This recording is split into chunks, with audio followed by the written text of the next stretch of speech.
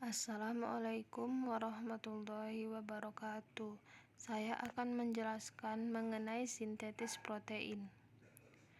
Apa yang dimaksud dengan sintetis protein? Bagaimana proses-proses pada sintetis protein? Pengertian sintetis protein.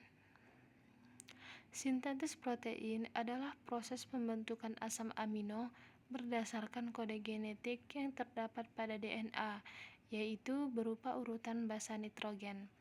Makna sintetis protein sendiri adalah proses di mana sel-sel individual disusun membentuk protein. Istilah ini dapat kita temukan dalam kehidupan sehari-hari kita saat menjalankan kelangsungan hidup, yakni pada saat makan. Tujuan sintetis protein. Sintetis protein sendiri memiliki tujuan, yaitu untuk menghasilkan berbagai macam produk protein seperti enzim-enzim pencernaan, hormon, dan lain-lain. Proses-proses sintetis protein. Proses yang pertama adalah transkripsi. Transkripsi adalah penyalinan kode genetik pada DNA yang menghasilkan RNA-D. Proses ini terjadi di dalam nukleus. Proses yang kedua yaitu translasi.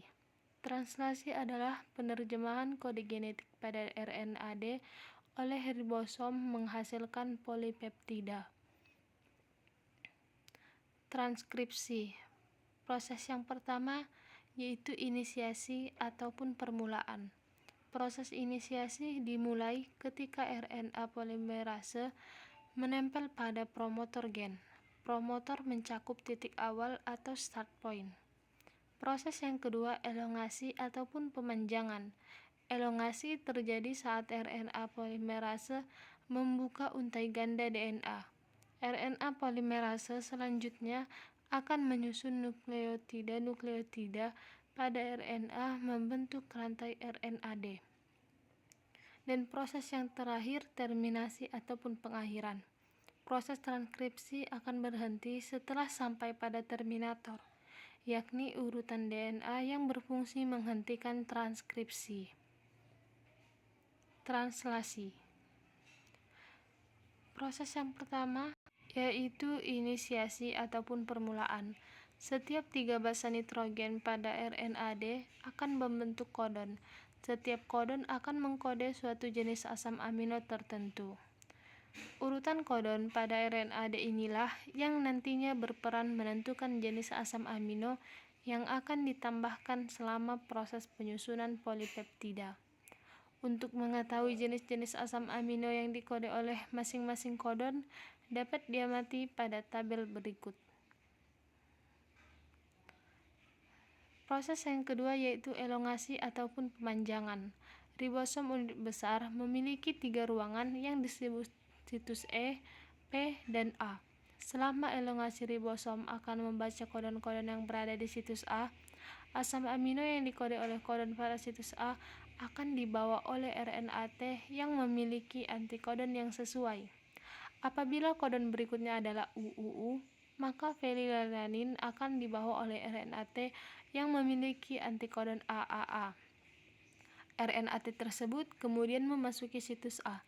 Pada tahap berikutnya, asam amino yang berada di situs P akan terputus dari RNA-T-nya, lalu berikatan dengan asam amino yang berada di situs A.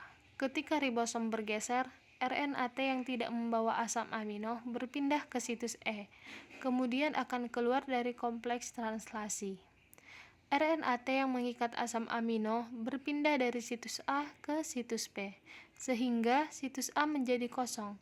Karena situs A kosong, maka RNA-T yang selanjutnya dapat masuk membawa asam amino yang sesuai dengan kodon pada situs A. Asam amino dari situs P akan berikatan dengan asam amino di situs A. Kemudian ribosom bergeser kembali, demikian seterusnya sehingga proses ini akan menghasilkan rantai asam amino. Proses yang terakhir yaitu terminasi ataupun pengakhiran. Tahap terminasi transkripsi akan terjadi apabila ribosom mencapai stop kodon. Faktor pelepas akan berikatan pada stop kodon di situs A, memicu polipeptida di situs P terlepas dan kompleks translasi terurai. Dengan demikian, maka selesailah proses translasi. Polipeptida yang dihasilkan dari transkripsi dan translasi ini kemudian akan diproses menjadi sebuah protein tertentu. Sekian penjelasan dari saya mengenai sintetis protein. Kurang dan lebihnya saya mohon maaf. Sekian, assalamualaikum warahmatullahi wabarakatuh.